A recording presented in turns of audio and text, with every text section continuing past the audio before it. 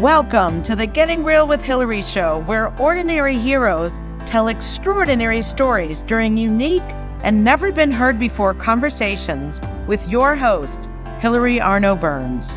Hilary's unique listening and way of asking questions results in conversations that aren't usually talked about, so you can create the life that you really want but are afraid you can't really have. We are demonstrating the greatness in the human spirit and creating a world where we all reclaim our birthright of joy, happiness, purpose, and passion. Now, here's your host, Hilary Arno Burns. Welcome to the Getting Real with Hilary show, and today we have a very special guest. Before I introduce her, we have some new sponsors, and you will see their banners going through the show. So I didn't want you to be surprised. We're very excited about them, and we welcome them, but it's a new thing that we're trying. So just take a look and see who's sponsoring our show these days. We will have an interim commercial, but for now, I'm going to bring up Tracy Hunt. Well, first, I'm going to introduce her. Tracy has enjoyed a lengthy career as an operations manager for several law firms and has a side business as a personal trainer and wellness coach. She considers herself an ambassador in the global community of transformation and is passionate about prison reform, reducing homelessness, and supporting incarcerated and formerly incarcerated people. Hunt is actively involved in the Skid Row Running Club, law enforcement, veterans causes, the Compassion Prison Project, and the Transformation Foundation. Her commitment for the world is by 2030, all people will be honored and recognized as family. And welcome, Tracy. That's beautiful. I love that. Will be honored and recognized as family. All right. So where do you want to start? Do you want to start with how you got interested in the prisons, or do you want to go back farther? Well, I would love to start with yesterday. I was in prison yesterday, and when you said my commitment for the world, I got really moved because I was able to share with the group of men that were gathered there in the room, about 30 of them, that, you know, why I come into prison, and it is for them, to be with them. I consider it an honor, and that I love each of them. And you know, I got moved and they got moved, and they are not allowed to get moved in prison. One of them said to me after, he's like, we can't do that here. You cannot be vulnerable. And I really get that. And so there's a big missing out in that population in particular, for people to express their emotions other than anger or, you know, whatever it is that's typical. Now, when you say you were in prison, some people might not know what that means. Yes. You know, obviously, I know that you visit the people in prison and make a difference there, but what would you like to tell people so they can understand it a little more? Yeah, sure. So the first time I ever went into a prison was in 2019. And I went to San Quentin with my running club, the Skid Row Running Club. And that day just changed my life, being able to connect with these men that I never thought I would feel like these are people I wanted to be with and talk to, and I could somehow relate to, even though I've never, you know, done anything, any kind of criminal activity. There was something, you know, they're human beings. And when I left that day, it just touched me so deeply. And the fact that I was able to leave and go home and be free, you know, and I continued to think about them. And then I got the opportunity a couple of years ago with the Compassion Prison Project to go into prisons on a regular basis. And so I've been doing that ever since. And yesterday I was in. Before you go, how did you happen to go there in 2019? Like, what was this running club and why? Like, because if I was in a running club, I don't think I would end up as a prison. So I'm just wondering, like, how did that happen? You know, okay, so was it random or where? Yeah, go ahead. Yeah, Skid Row Running Club was formed by are started by Judge Craig Mitchell, a criminal court judge in Los Angeles. And we are based out of the Midnight Mission here in Los Angeles, which houses people who are in recovery from drugs and alcohol, who've been released from prison and are looking to get back on their feet, people who are homeless, essentially. And it's generally a 2-year program. So Judge Mitchell started a running club there back in 2012. And how did you get involved with the running club? Where are you getting there? Yeah, well, thank you. There's actually a documentary about our club called Skid Row Marathon. And I saw that movie in 2018. And it touched me so deeply that just a couple days later, I was in Skid Row. Had never. What is Skid Row? It's an area of Los Angeles that is I forget how many square miles. It's not a huge area, but it is the most desolate, basically tent city, full of addicts, people living on the street, just terrible, terrible area. And I go there every week. I saw the movie and I said, you know what? I want to be with these people in the running club that are committed to making a difference. So you just happened to see the movie and that's what did it. I was not a runner. I still do not like running, but I've run many, many half marathons with the club and other races. I became a runner. So just because of the movie, this all started. You happened to see the movie, right? Mm-hmm. Wow. Yeah. So that was 7 years ago, all this has happened. Yeah. Yes. Amazing. Total life transformation. And San Quentin State Prison has a running club called the 1,000 Mile Club. And it's called that because there are many lifers in San Quentin. There used to be a death row there, no longer death row, but still men that are there for life, essentially. And it's when you're, there for life, it's not hard to run 1,000 miles around the track. So every year they have a marathon in the prison, and our club got connected to them. So we go every year. Every year we're going 2 weeks from yesterday. We'll be there to join their club, and it's such a wonderful opportunity. We run the track running inside the prison? Inside the prison, and it's not just the running club. There's guys playing basketball. There's, whatever else is going on. And we just navigate through all of it. And it's great to be able, when free people come into a prison, the men and women, we go to, women's prisons as well, really appreciate it.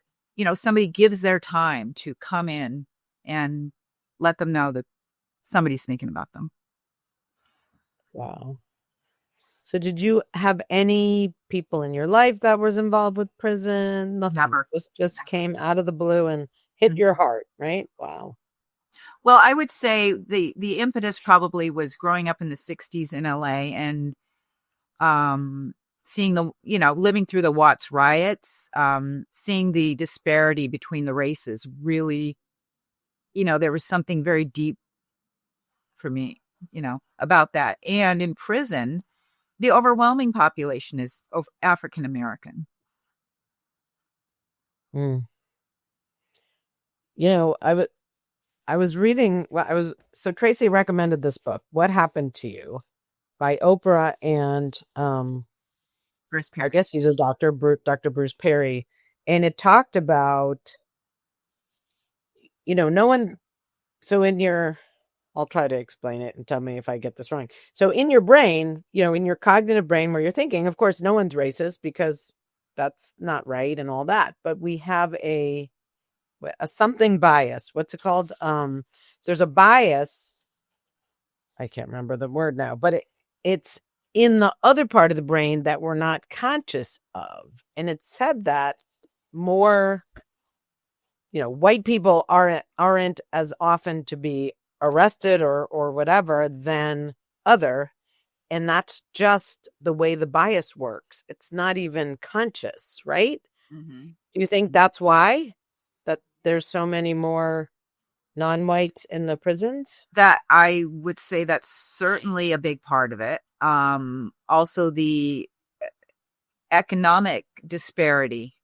If you don't have money, you're going to be forced to go out and figure out how to make money, selling drugs, stealing, whatever it is. You grow up in those kind of economic circumstances, and that's often where people turn to crime to feed themselves and their families. And then they get caught. Which, and interestingly, getting caught can often be a good thing. I've met many people in prison who say this is the best thing that could have happened to me. If I weren't in prison, I'd probably be dead. When they continue to live that kind of life out on the street. Now, does that have to do with the trauma? I know you read the book a while ago. I just finished it, so it's fresh in my mind. The trauma and when someone's not regulated, does that have anything to do with it? Or would you just say that Absolutely. they don't have, they're inheriting that culture, or they're inheriting that, I don't know. Do you know what I mean? Like, yeah, they weren't regulated. I don't know. Why is that what they turn to? Is it because nobody else taught them differently? I would say both. Trauma, definitely. Childhood trauma is a big, big part of it. And in the Compassion Prison Project, what we specifically look at is childhood trauma and ACEs, adverse childhood experiences, which are generally things that happen to a child under the age of 18, whether it's, growing up, there's no food in the house. You don't have clean clothes. Your parents are on drugs. Nobody there to take you to the doctor. You're not safe. You don't feel safe. You want to get out. How many of these young people are like, I left when I was 13. I had to get out of that house. What is a 13 going to do to, make sure that they're eating? They're going to join a gang, or they're going to, go somewhere, but they're going to steal or whatever it is, So yeah, the trauma is a very big part of, and there's a lot of trauma in prison. And it's not just the incarcerated people, the corrections officers also. That is generally why they might see that as a job opportunity. They maybe grew up in that traumatic. Well, they were in that maybe violent kind of household, and suddenly I can have some kind of power here. I've got the uniform. I can, be the one who's in charge. I'm not saying that for every corrections officer, but we do have them come into our exercises as well, and they have just as much trauma. Recently, I asked one of the very young officers, what had you get into this? What had you choose this career? And he said, well, my whole family is corrections officers. It's good pay. And, I figured I'd do it. And you can't imagine the kind of trauma they see. Their lives are at risk when they're in prison. They see, the incarcerated people stabbing each other, killing, the drug overdoses, all that stuff. So they're constantly in this fight or flight mode as well, which is when you talked about regulating. Yeah. And why are they stabbing each other? The incarcerated people? Well, yeah. When you come from that culture, gang violent, like I'm number one here, or no, we don't accept that particular gang. Your job is to go, if you want to be with us, your job is to go kill them. That kind of thing. Yeah. Oh. But I wanted to get back to the regulating. Yeah, so that's a big word that I'm it learning. Is. It's huge. When I think about, like, if I'm driving my car and all of a sudden somebody cuts in front of me and I have to slam on my brakes, and I'm like, oh my, that's a fight or flight response, right? And it takes something to, like, bring yourself back down. So most of us are able to, do that. bring ourselves back down somehow. But when you're living in prison and you have that going on all the time, you've got to watch what's going on. Being able to learn some regulating, whether it's tapping, or, or meditation, something that'll bring you back to that state of calm is very important. Yeah. Because it has a huge impact on the health. Well, I'm doing this education series, and I just interviewed one of the teachers who said he teaches his kids when they're not regulated that there's, he gives them 3 options. So they actually know, these are like kindergarten kids. They actually know when they're not. They can go to a quiet place. They can move if the school allows it. They can go in the hallway and move. They can dance, like it says rhythm is big. Mm-hmm. And they can actually help each other regulate, which I thought was so cool because I had never even heard that word. Yet these kids are already learning how to tell when they are that. And in the book it says, you're called into the office and your boss yells at you, and all of a sudden your brain's going, oh my God, going crazy. But and what it uses as an example here is that person can go talk to 3 or 4 of their community members, get validated, and then their brain slows down. They get back into their cortex where they can think, and then they're calm. And I never saw it that way. All I know is sometimes I'm like crazy. I know you don't like that word, but I'm not rational. And I never knew why. But I guess for some people, like the people that you were talking about who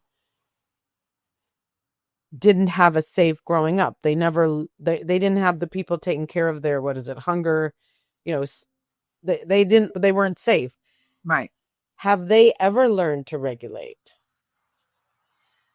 One of the other projects I do yesterday when I was in prison, the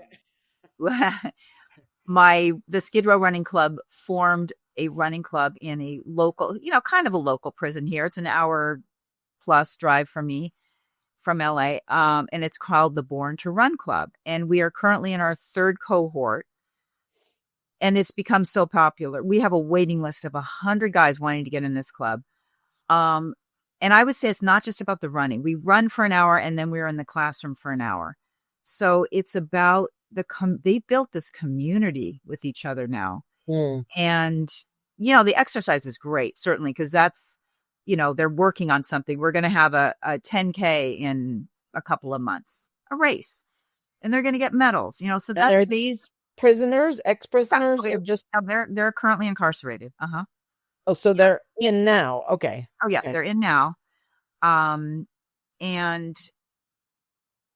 I forgot where I was going with this. So there's a waiting list. You're going to do the Born to Run cohort about regulating. Yeah. Oh, yes. Thank you. So a couple weeks ago, I was on the track with one of the guys, and he, I was just listening to him talk, and he said, I learned to regulate by cutting myself. Now, cutting, to me, that's generally something that girls do.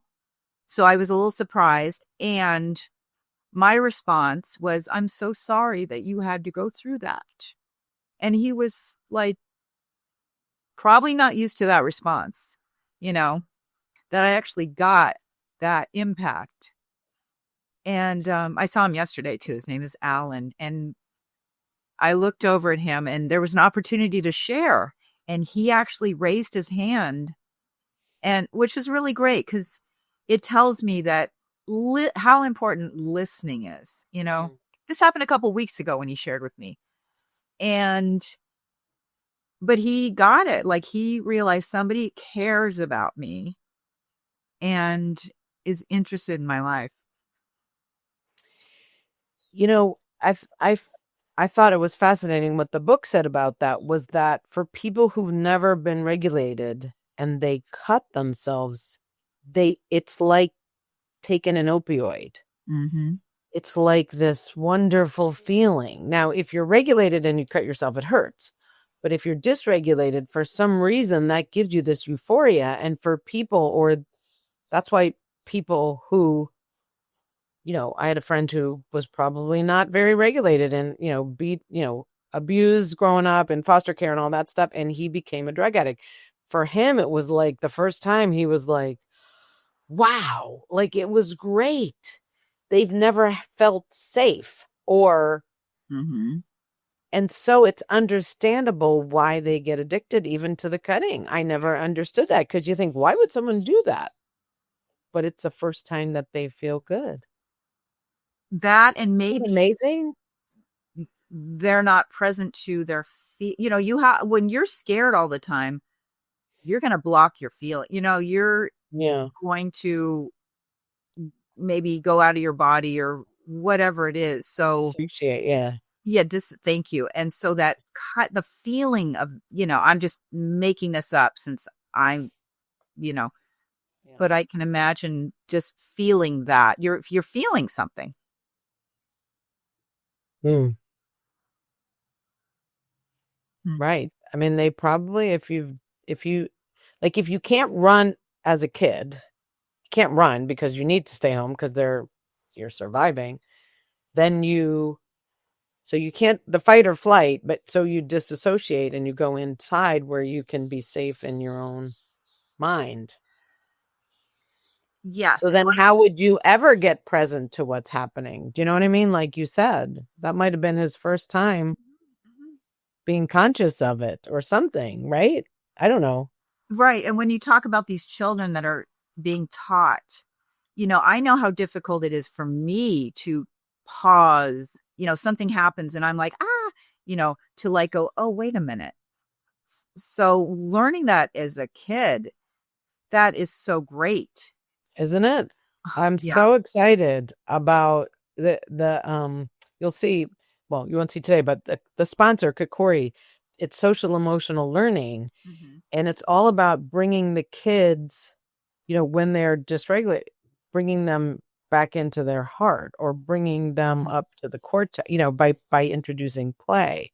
So this man, his name is Anderson, he uses it, but what he creates, like everybody's welcome, kind of what you're creating in the prison, like everybody matters, everybody's heard. If you're struggling, you help each other. There's no competition. There's no I'm better than you. They're like a little family. And he sets it up in the first 2 weeks of the year. And I'm like, my God, that's like a model for everywhere, right? That Yeah. everybody matters. You're not like just a stupid kid because you're dysregulated or you had trauma. So you didn't, it says when you have trauma, there's certain parts of your brain that don't get developed. So you could be 2 years old, but in kindergarten as a 5-year-old, but you're not able to process. And he brings them up to speed. I mean, it's amazing, right? That is really great. Anyway, One of the things, taking us off of the prison, but I find it so parallel. You know what I mean? These kids. right. Absolutely. Yeah. Yeah. Uh, So you were in the Born to Run. So the Born to Run cohort. So you have a group of people. You said there's a waiting list. Who's on the waiting list? Prisoners or yes, the incarcerated men, they want to get into this group, and we'll all be waiting outside to get on the yard. We have yard time, 1 hour.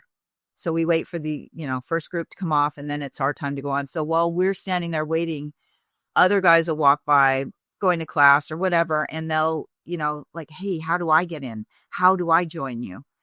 Which is really great. And is it dangerous at all for you to go in?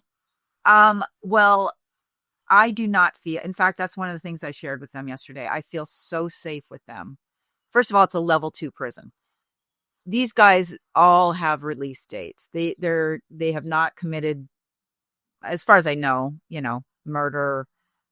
It's possible they have, and they've just worked their way down to a level 2, which is really pretty safe. A couple months ago, I went to Pelican Bay in Northern California, which is pretty notorious for it was the most dangerous prison in and maybe even, it's pretty well known in the US. For a long time. It's definitely gotten safer. However, while we were there, the Compassion Prison Project, there were 3 separate incidents. The first one, we were in a room with these, about 60 of the incarcerated men, something like that. And all of a sudden right outside in the yard, I hear this, bullhorn, get down, get down. And I'm like, and then I hear these shots fired. Now they were rubber bullets, I'm sure, or a beanbag gun or something. They were not bullets, real bullets. However, that oh my God, very close to where all of us were.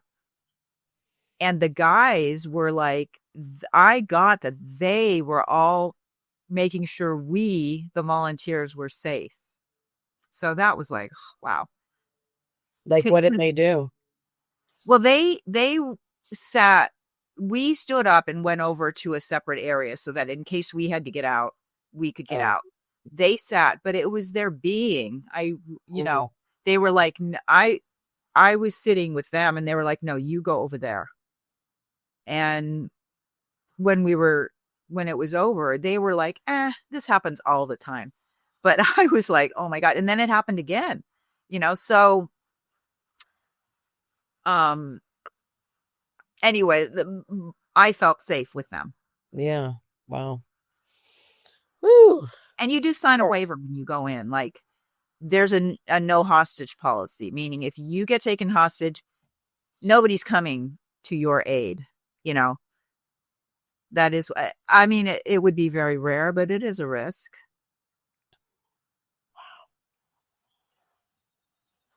Wow. All right. So, and how many of you go in?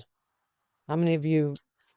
Yesterday, there were 2 of us.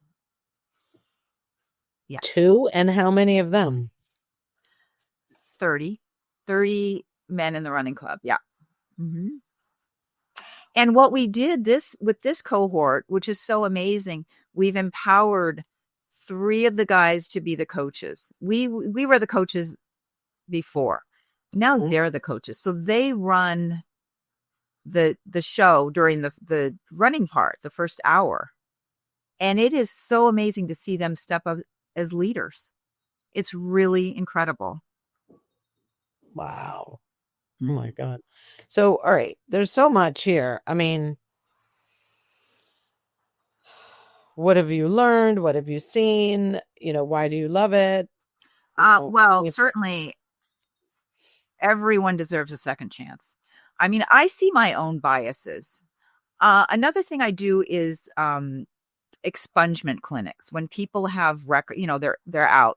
They have records. They have, criminal records that they want to get cleaned up, so that when they fill out a job application, they don't have to check that little box that says, I have I had a felony, or I've been in prison, or whatever. Once you get your record expunged, it's basically clean. Not that it's disappeared.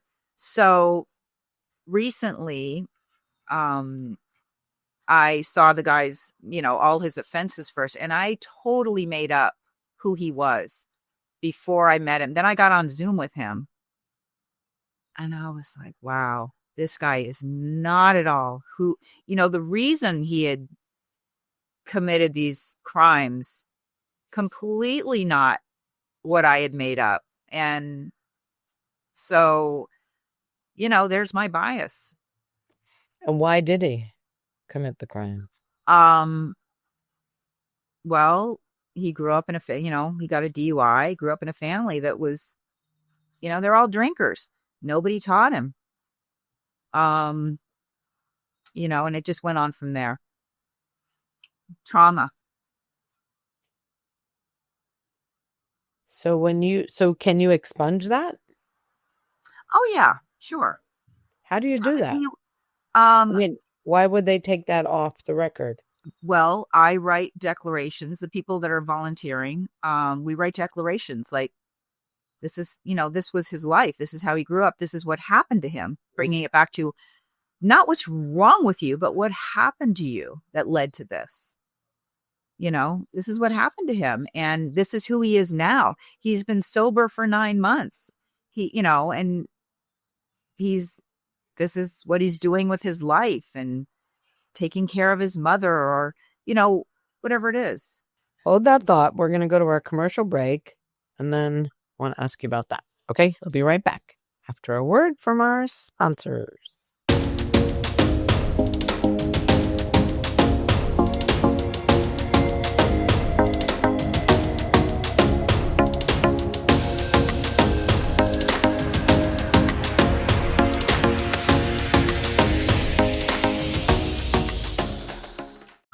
Parents and teachers, imagine a classroom where every child belongs, where kids are seen, known, and part of a real community. That's the world Kokori creates. Kokori isn't just another program. It's hands-on, playful, and filled with activities kids love, all while building skills that matter for life: confidence, kindness, resilience, and teamwork. Kids learn how to regulate themselves, connect with others, and discover the joy of learning that lasts a lifetime. And it works. Schools using Kokori have seen behavioral referrals drop by 25%, and teachers save hours of planning time. Whether you're a teacher building a safe, positive classroom, or a parent wanting your child to grow socially and emotionally, Kokori makes it easy to bring these life skills into everyday learning. So if you're ready to help kids grow stronger, kinder, and more confident, while creating a community where every child belongs, visit kokoriapp.com. That's KIKORI, where kids thrive together. Hey, it's Hilary from the Getting Real with Hilary show. Life can be messy, raw, and real. And sometimes we're afraid to feel vulnerable. We're afraid to be that real self. Well, that's exactly what the Getting Real with Hilary show and Getting Real movement is all about, being our true selves. Every week, I bring you stories of transformation, authenticity, and hope. People getting real with their struggles, their faith, and their breakthroughs. So don't miss a thing. Subscribe to my weekly newsletter today. You'll get stories, links to everything new, and how to create a life you love every week directly to your inbox. You can also find my books on Amazon. My courageous and riveting memoir, The Second Piece of French Toast, in case you feel stuck in your life and want to get inspired. How I came out about my no sex life in my marriage, in my second book, Real Talk. That one will get you speaking up in ways you've been too afraid to do so, and really creating amazing freedom. And my third book, How to Stop Fixing Yourself and Start Having Fun, the name is called Your Bullshit is Your Blessing. Find links to everything and subscribe to my YouTube channel, Getting Real with Hilary, and you'll find the links in the header. So visit, and you can also visit gettingrealwithhilary.com, because the real you is worth it and wants to come out.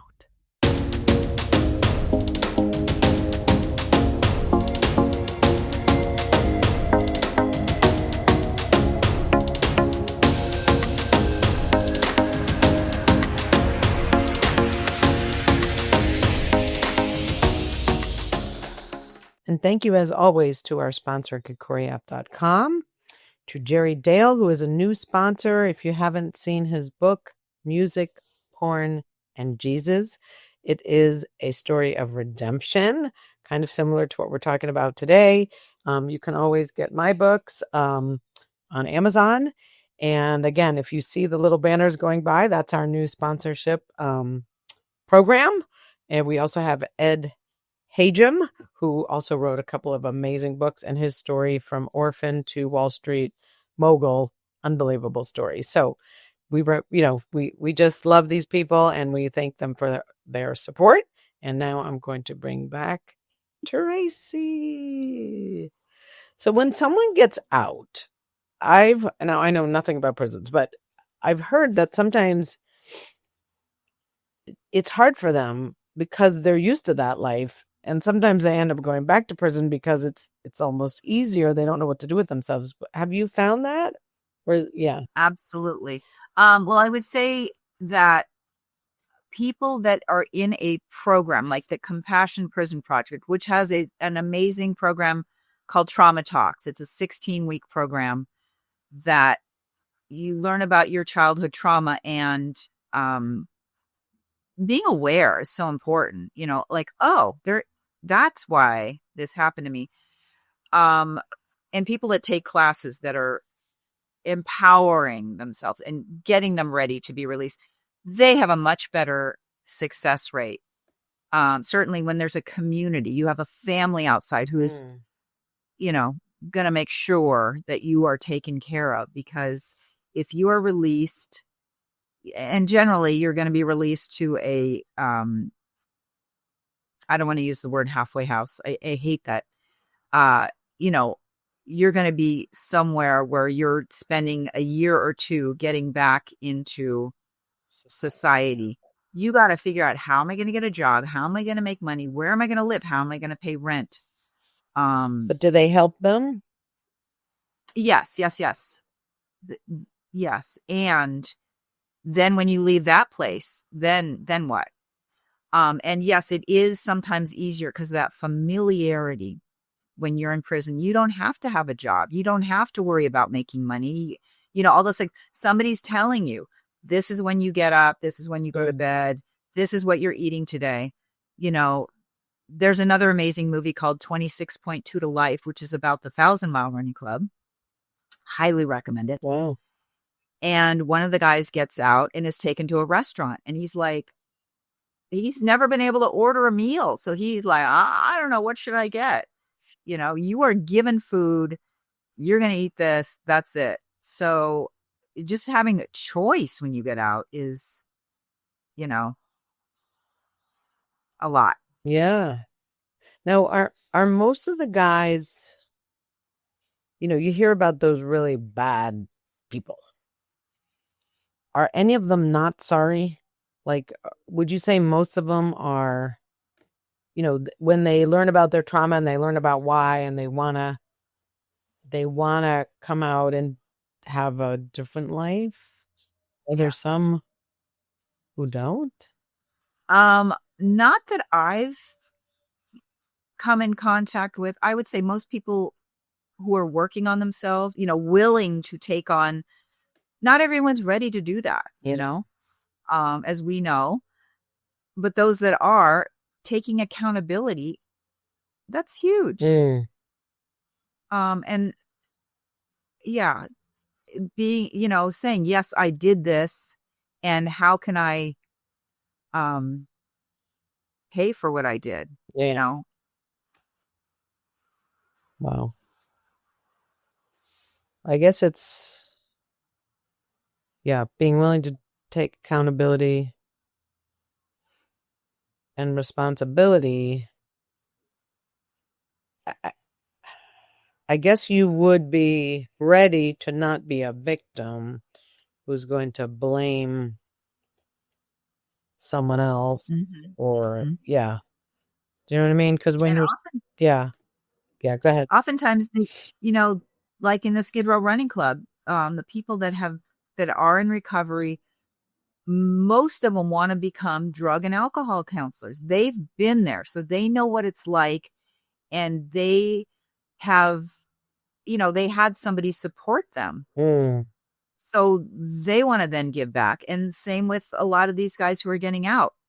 They know what it's like to be in prison. They do not want anybody else to, especially the younger generation, to go through that. So they're going to be there supporting, making sure the communities are safe. Wow.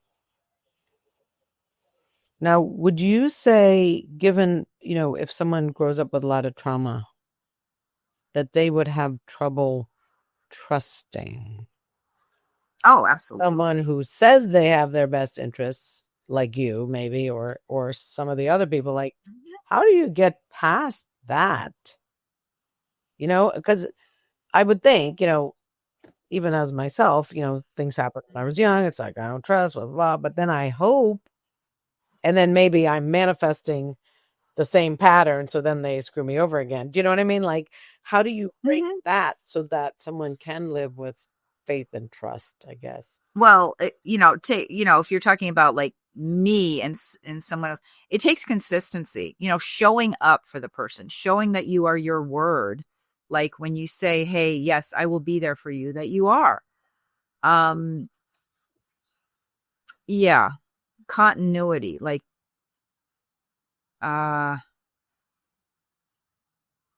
it's trust is a very tricky, because I even look at myself and at work, like, do I really, do I really trust this person? Am I really willing to share this with you that I know is going to put me at risk? Have we developed that kind of relationship yet? It definitely takes something. Yeah. Now did you just get a new job? And what are you doing when you're not doing the prison stuff? I'm a human resources manager at a law firm. Yeah. So that's very different, right? Wow. It is, yes, because these are all professional people. And yes. Do they know about your passion projects? Do they know? I've shared with a couple of people. Mostly people, like I'll say I was in prison yesterday, and people will laugh and go, oh, oh God, or like, what do you mean? So then I explain what I do, and mostly people are like, wow, that's really great. I wish I had time to do something like that. Or, or aren't you scared? Or why are you doing that? The various questions. Once in a while people say, hey, how can I do that too? Which is great. Yeah. But yeah, it is kind of a whole different world. The professional life where people think they're dealing with life and death, in the working world, like, oh my, and it's like, really? To get this brief out by 2:00. Right. Yeah. Exactly. Oh, yeah. It's interesting, right? Well, I guess, you telling them what you do is part of sharing, right? It's part of you sharing your passions with the people at work, which does take something, makes you vulnerable. Right. And having people be like opening up to like, oh, wow, I never thought about that. Yeah. I never thought about people in prison before either. Yeah. Well, I remember when my father died, thinking, because we go to clients and it's like, when I started telling people, because it wasn't like professional, but I started telling people and they started opening up to me about their experiences, and it created this whole bond. When you're, appropriate, or, I mean, this is getting real, when I'm appropriate, or, trying to be the good one or whatever, there's no sharing, there's no connection. But when I started breaking my rules a little bit, there was that bond, and they started telling me about their father, and it created a connection, I think. Yeah. So, okay, what are some of the best stories that you have from going in to the prisons, do you think? Well, I remember my first time in San Quentin, one of the guys that we had lunch together, and then he showed me his cell. And during lunch, he told me, you got to do you have like a security guard with you or anything? Or you're just walking around? Yeah, there's corrections officers. Sure. Okay. But again, these guys, these are, I don't want to say they've been chosen, but they've proven themselves to be trustworthy, safe. Yeah. So, yeah. Wow. So you're walking around in the prison, going to the cells. That's amazing. Yeah. So he told me what had happened, like his version of why he was in prison. And I thought, wow. Then I went home, did my research, and I thought, that's not cool. I don't think that's quite what happened. So it was interesting, and he's out now, which is great.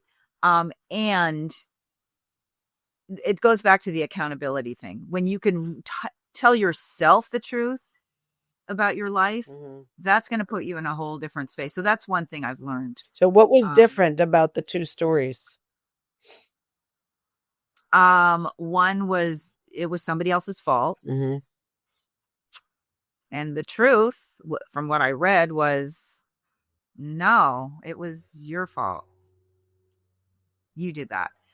So did you ever talk to him, or you didn't see him again? No. I haven't seen him again. Okay. Yeah. No. Interesting. Yeah. And that's happened a couple times, I would say. Yeah.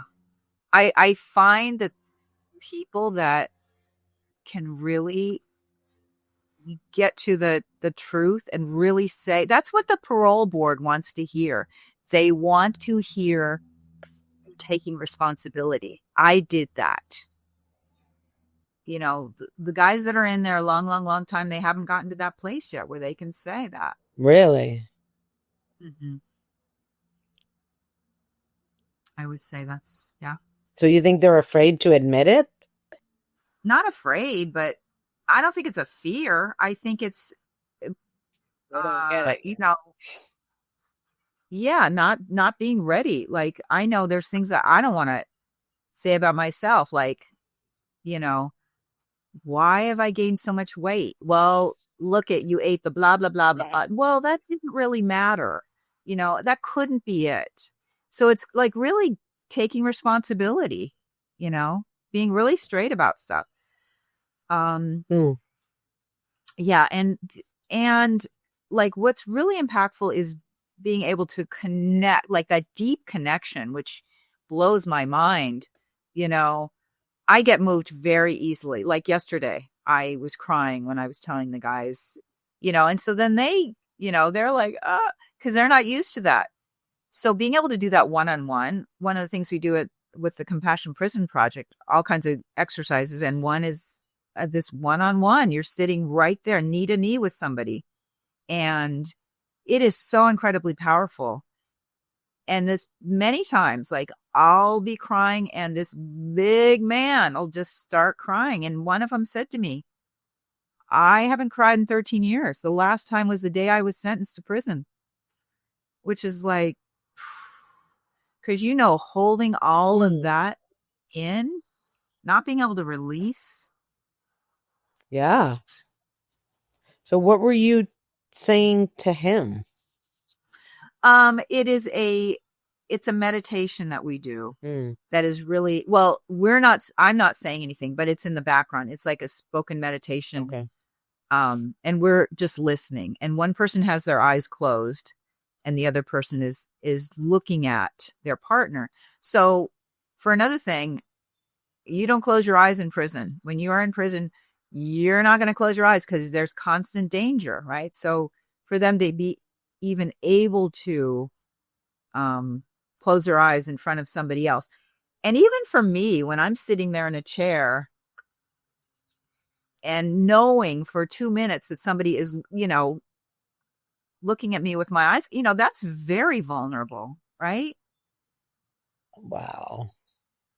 And who started the Compassion Prison Project? Her name is Fritzy Horstman. Okay. She's a documentary filmmaker. She's won awards. She's an incredible human being. And her commitment is to have her program in every prison in California. And she's also branched out to like Ireland, you know, I can't think of the other countries right now, but. And how did she come up with it? Like, how did she? She experienced severe childhood trauma herself, and she read the book, The Body Keeps the Score by Bessel van der Kolk. Okay. And I don't think I said that right. That's okay. Van der Kolk. We can Google it later. Yeah. Yeah. And it just, you know, she was like, oh my God, this, you know, this is what happened to me. So then she learned about the ACEs, adverse childhood experiences, and created this program, Trauma Talks. And does she do it other places, or did she just pick prisons? She has done I'm actually on the board of directors. Oh. Have done it in outside in the community as well, and it was really interesting because people in the community have just as much trauma. Yeah. I think everybody needs this. I mean, from what I've read in this book, it's like no one escapes, right? Mm-hmm. But I guess when you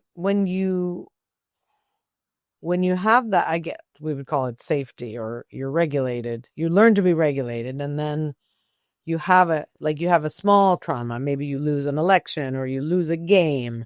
You can regulate that because you're used to it. But if you haven't ever learned how to regulate, you don't even know you can't. You know what I mean? It's probably a space you don't even know about. You just don't even know. So anyway, I would think that program needs to be everywhere. I don't think people know about this. I didn't even know the word regulation until I started talking to these teachers and this Kokori stuff. I had no idea. That's so great. No idea. So I think, rather than judging people, if you say, that's what the book says, instead of what's wrong with you, what happened to you? Mm-hmm. And then it explains it. But I think it's also, they diagnose so many people as ADHD or whatever. They might not be. Then they're getting medicated, and then they're not being taught how to learn because you need to. Or present to their real feelings. Yeah. And then they're labeled, and then they're off the grid.